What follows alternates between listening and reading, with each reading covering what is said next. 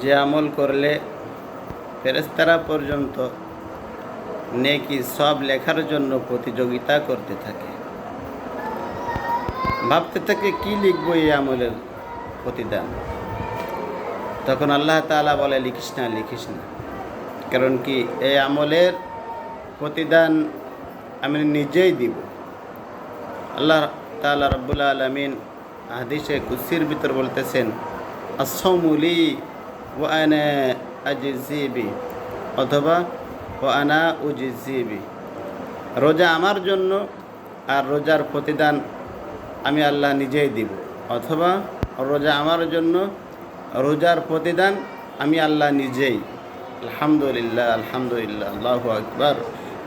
তো এ রোজা, এ সওম, এটা অবশ্যই আল্লাহ তাআলা এর প্রতিদান দান করবেন, অথবা আল্লাহ তাআলা নিজেই এর প্রতিদান। তো আমাদেরকে ঠিক তদ্রূপ গুরুত্বর সহিত গুরুত্ব দিয়ে সুন্দরভাবে রোজাকে পালন করতে হবে। আল্লাহ তাআলা আমাদেরকে যেভাবে রোজা রাখলে তিনি খুশি হবেন, সেভাবে রোজা রাখার তৌফিক আল্লাহ তাআলা আমাদেরকে দান করুন। আমিন।